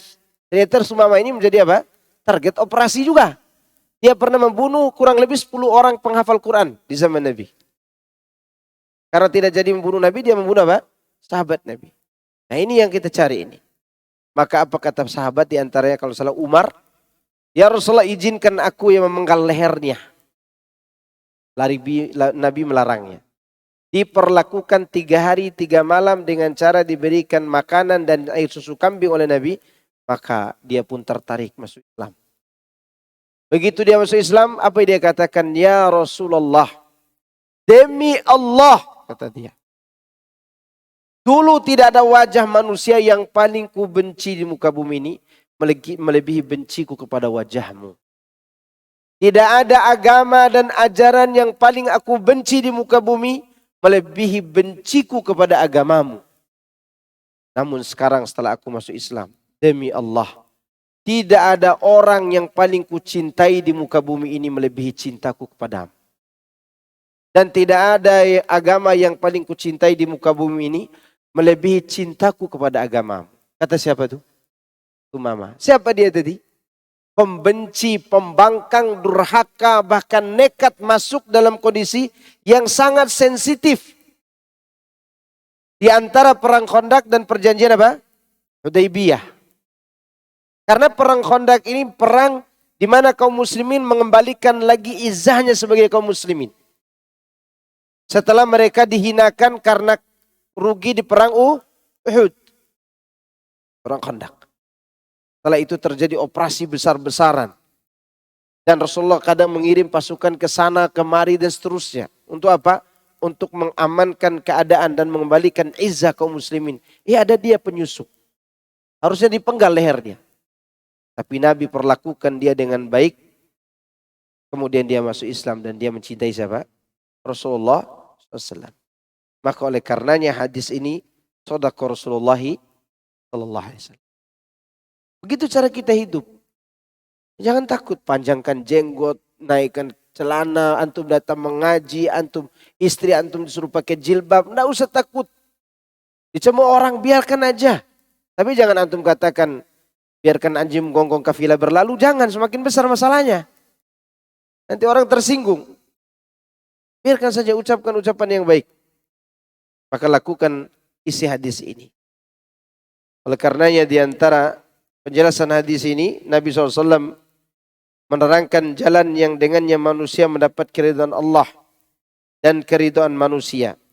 Dan jalan lain yang dengannya, dengan jalan tersebut seorang mendapatkan kemurkaan Allah dan kemurkaan manusia. Ini udah diberikan garis nih. Mau dapat ridha Allah enggak nih? Ini caranya. Tapi berat memang. Harus melawan perasaan, harus melawan rasa tidak enak. Harus melawan rasa takut, harus menjadi pemberani. Ya. Hal yang demikian adalah hawa manusia itu. Karena kekurangan pengetahuan mereka mengenai akibat-akibat dari suatu perbuatan dan dominannya pengaruh-pengaruh luar kepada mereka, sehingga terkadang kesukaan-kesukaan mereka bertolak belakang dengan apa yang telah disyariatkan oleh Allah dari apa-apa yang terdapat padanya, kemaslahatan mereka di dunia maupun di akhirat. Jadi mereka ini takut mengamalkan syariat karena bertolak belakang dengan hawa nafsunya atau takut kepada manusia. Disinilah dibedakan antara sikap orang mukmin yang benar keimanannya dengan seorang yang tidak kokoh keimanannya. Seorang mukmin akan lebih mendahulukan keridhaan Allah di atas keridhaan manusia. Dia akan terus berjalan sesuai dengan ketentuan syariat dan tidak takut akan lain. Maka Allah Azza wa Jalla akan membelanya dengan pertolongannya karena ketakwaannya kepada Allah. Wa may yattaqillaha yaj'al lahu makhraja. Barang siapa yang bertakwa kepada Allah, niscaya dia akan mengadakan jalan keluar baginya. Maksudnya jalan keluar dari kesulitan. Adapun orang yang tidak takut, tidak kuat keimanannya, orang tersebut lebih mengutamakan keridhaan manusia daripada keridhaan Allah untuk mendapatkan apa yang mereka inginkan, meskipun dengan menyelisihi apa yang telah disyariatkan Allah. Maka orang ini hakikatnya telah takut kepada manusia dan tidak takut kepada Allah. Maka apa yang diinginkannya berbalik arah, sehingga orang yang memujinya di kalangan manusia berbalik menjadi pencelanya. Berapa banyak dulu para tokoh-tokoh Habib sampai dinamakan Habib karena banyak yang mencintainya kan. Karena selalu cari ridho manusia, sekarang yang mencintainya berbalik arah, tidak mengakuinya sebagai golongan Habib. Ya kan? Terjadi enggak? Terjadi. Dan itu bukan terjadi karena hasad di antara mereka saja, tapi ini memang sudah direncanakan oleh Allah. Bahaya mencari ridho manusia itu dia. Dulunya disanjung-sanjung Habib. Habib itu lebih tinggi dari doktor menurut hati manusia. Iya kan? Iya. Bahkan saya yang setengah mancung begini pun dianggap Habib. Ya, sampai suatu hari ana pernah ceramah waktu itu ya. Ya, di acara pernikahan salah seorang anak pejabat, keponakan pejabat. Itu tangan ana dicium bolak-balik sama itu pejabat tuh. Terima kasih Habib, kata dia gitu. Jadi anak tuh Habib gitu. Saking tingginya derajat Habib itu. Dan suatu hari anak khutbah Jumat di Bintaro itu, di mana masjidnya tidak menerima ustadz yang tidak bertitel. Sebenarnya sudah pernah kuliah tahun 2010, 2011 itu udah kuliah, pernah kuliah. Tapi kuliahnya tidak pernah masuk, pergi ulangan saja, dilarang sama dosen karena selalu debat sama dosen. Filsafatnya anak disuruh pulang aja. Nanti ulangan aja datang.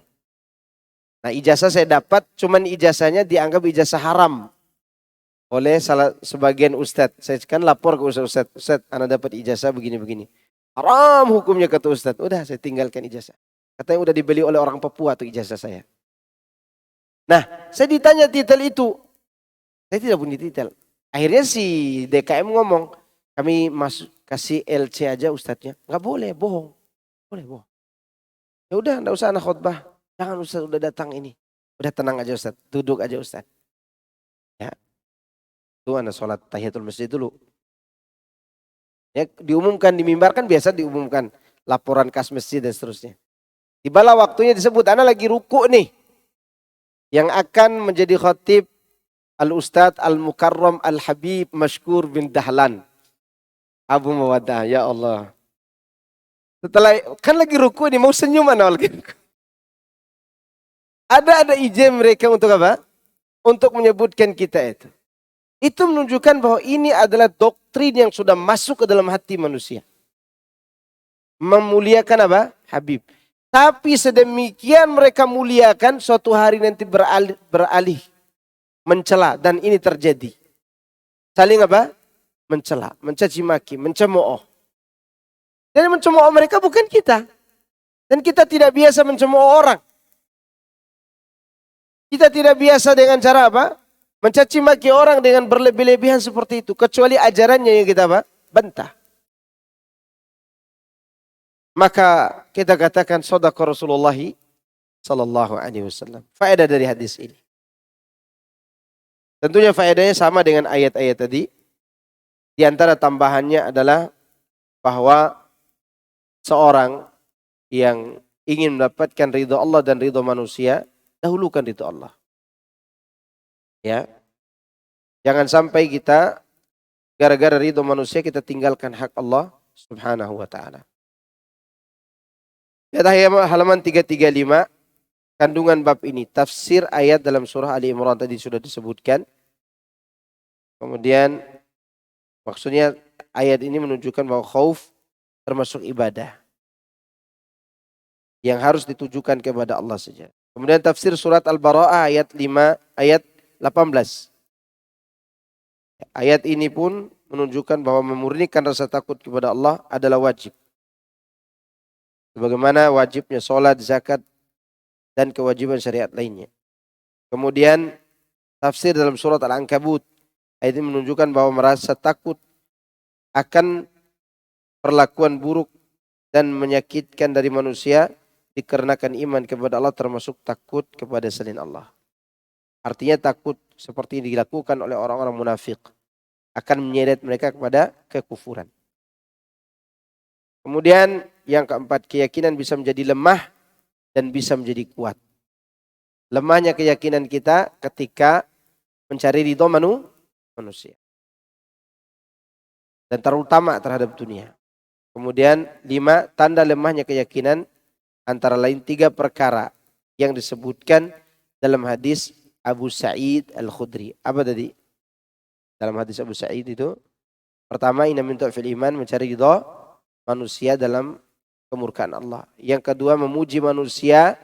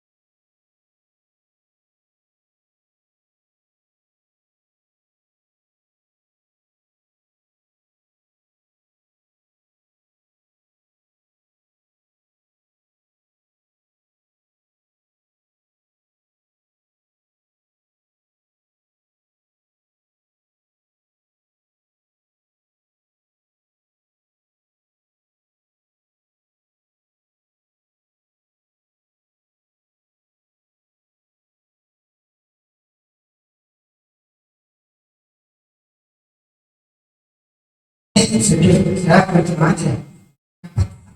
Maka tubuh menggunakan sepeda kemudian. Kalau bukan mas, nah, kewajiban jauh ya. Di kemarin minggu hari Sabtu kan saya mas. Ada di komplek. Terima kasih. Assalamualaikum warahmatullahi wabarakatuh. kalau mau memakmurkan masjid, maka ikuti ayat tadi. Surah Al-Bara'ah ayat 18. Bentuk keimanan itu, ya, kalau kita tidak bisa membentuk di rumah-rumahnya dan harus diseret ke masjid atau diajak ke masjid, maka dengan cara buat mereka tertarik ke masjid dulu.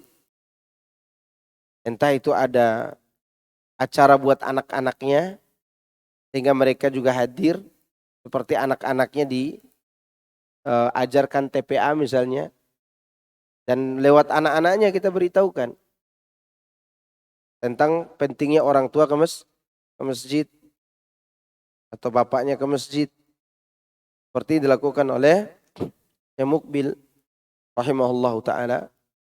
Beliau membuat TPA karena beliau tidak bisa berdakwah di Yaman, dihalangi oleh orang Syiah. Dia tidak bisa mengajarkan orang di masjid atau apalagi di markasnya. Apa yang terjadi, dia tawarkan mengajarkan anak-anak mereka Al-Quran. Karena mereka orang Arab, akhirnya anak-anak ini mengajarkan ke orang tuanya isi Quran itu.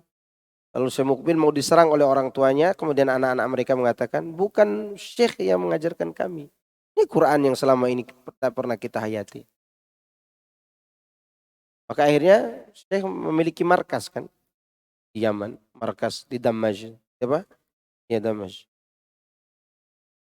Darul Hadis itu. Itu mulai dari hal-hal kecil. Lalu dari situlah dibentuk keimanan mereka. Kalau sudah dibentuk iman, orang itu susah move on dengan masjid. Orang itu kalau sudah beriman, sulit dia move on dengan tempat ibadahnya. Dan itu seperti orang yang sudah melekat jatuh cintanya kepada Allah. Sebagaimana seorang yang pujangga cinta juga melekat cintanya kepada yang dicintainya. Seperti dikatakan oleh seorang penyair, dan ini syair yang dibawakan oleh Ibnu Qayyim dalam kitabnya Fawaidul Fawaid, tentang mengenal sifat indah Allah. Beliau contohkan seperti pujangga cinta. Kalau dibawakan syair ini. yuradu minal qalbi nisyanukum wa ta'bat tiba'u 'alan naqili. Ingin rasanya hati melupakan engkau, namun tabiat cinta sulit berpindah kepada selain hati. Kepada lain. Demikian orang yang cinta kepada masjid. Dari mana datang cinta itu? Innama ya'muru masajid. Kemudian menghadirkan rasa takut. Ya. Beriman, cinta kepada Allah, takut itu akan buat orang. Atau bikin acara-acara yang bisa membuat mereka sadar betapa nyamannya ke masjid. Betapa nikmatnya ke masjid. Sehingga suatu hari nanti dia akan merasa gelisah ketika tidak sholat di masjid. Baik. Ustaz, apakah orang yang masih ikut pemilu termasuk takut terhadap bayangan was-was belum sempurna tauhid kepada Allah? Kalau ini ada kajian ilmiahnya. Kalau ini ada kajian apa? Ilmiahnya. Walaupun saya sampai hari ini tidak pernah ikut pemilu. Kalau ini tidak berani saya sebut was-was keimanan karena ulama juga membahasnya. Tapi kalau dia tidak berilmu dan betul-betul was-was, itu namanya was-was, lemah tauhidnya. Karena orang yang ikut pemilu itu ada berapa tipe. Ada yang memang betul-betul was-was. Ada yang melakukan penelitian, baru dia mengeluarkan fatwa. Penelitian baik secara internasional maupun secara nasional. Baru dikeluarkan boleh dan tidak. Bolehnya pemilu itu kan terkait dengan apa? Sebab. Bagi mereka yang membolehkan. Tapi kalau kembali kepada hukum asal, ya memang tidak perlu diikuti. Ya kan? Tidak perlu diikuti. Bagi mereka yang membolehkan, mereka menggunakan kaedah-kaedah yang mereka pelajari. Itu maksud saya tadi, ini yang berbicara bukan orang bodoh, tapi orang yang berilmu. Kalaupun ada di antara mereka yang saling bantah-bantah, wajar saja. Assalamualaikum. Waalaikumsalam warahmatullahi. Cara menghilangkan rasa takut, was-was, khawatir, resah, padahal sudah zikir dan fokus. Mohon pencerahannya. Maka ulangi lagi zikir. Ulangi lagi terus. Berarti Allah menginginkan Anda untuk terus apa? Berzikir. Karena ada orang setelah diberikan ketenangan, berhenti dia zikir. Maka ulangi terus. Apakah gelisah ini hanya dirasakan oleh si penanya? Enggak, kita juga gelisah kok. Semua orang punya rasa. Rasulullah juga gelisah. Waktu perang Khandaq itu, kan harusnya, perang Khandaq, perang Uhud, harusnya Rasulullah istirahat kan malamnya. Beliau tidak tidur semalam suntuk. Dan ketenangan itu dengan terus mengingat Allah. Perang Khandaq. Tadi kan perang Uhud tuh. Perang Khandaq, Nabi mau mandi. Mau mandi nih perang Khandaq. Jibril datang. Ya Muhammad, apakah kalian telah meletakkan pedang kalian? Iya. Kami belum, kata malaikat. Ada perintah dari Allah untuk menyerang Bani Quraidah. Berangkat Nabi sama para sahabat. Para sahabat duluan, baru Nabi berangkat belakangan. Karena kegelisahan itu menimpa semua orang. Tapi obatnya terus kembali kepada Allah. Waktu pertama kali Nabi SAW sampai kota Madinah nih. Dan belum ada syariat jihad. Itu bahayanya ketika belum ada syariat jihad. Karena kalau diserang, tidak bisa berbuat apa-apa karena tidak ada syariatnya. Apa kata Nabi kepada Aisyah malam hari itu? Andai ada orang yang menjaga rumah kita. Menjaga rumah. Maka tiba-tiba terdengar gresek-gerusuk ya. Gresek-gerusuk ya. Suara di luar rumah itu. Dan bunyi pedang yang dihunus. Gitu di luar. Gelap. Ada bunyi pedang, ada orang jalan. Nabi bertanya, siapa di luar? Saya Rasulullah Amr ibn al-As. Nah, Amr juga datang ke situ. Kenapa? Tanya Nabi, ada apa dengan engkau wahai Amr? Aku gelisah ya Nabi. Takut akan keselamatanmu, maka aku datang berjaga-jaga. Ternyata malam itu bukan hanya Amr. Ada orang juga di situ. Ternyata sahabat berkumpul di sekitar rumah Nabi. Apa yang terjadi? Gelisah. Bukan hanya mengenai Anda atau mengenai saya atau antum semua. Tapi hampir semua orang. Bahkan mungkin semua orang. Maka oleh karena itu, kalau terjadi gelisah lagi, zikir lagi, doa lagi, zikir lagi, doa lagi. Apa kata Umar? Aku tidak pentingkan doaku dikabulkan Allah. Yang penting bagiku berdoa. Paham gak? Aku tidak penting doaku terlihat dikabulkan atau tidak. Yang terpenting bagiku adalah berdoa. Kata Imam Bukhari rahimahullah, innallaha yuhibbul mulihina fid du'a. Allah suka orang yang mengulang-ulangi doa. Maka boleh jadi ibu nih, Allah inginkan ibu selalu zikir. Karena Allah sudah tahu kalau dia diberikan ketenangan, sudah tidak zikir lagi dia nih. Kemana? Ke mall aja kerjaannya. Begitulah cara Allah mencintai hambanya. Dia akan terus memberikan sesuatu yang tidak diinginkan agar kita kembali kepadanya.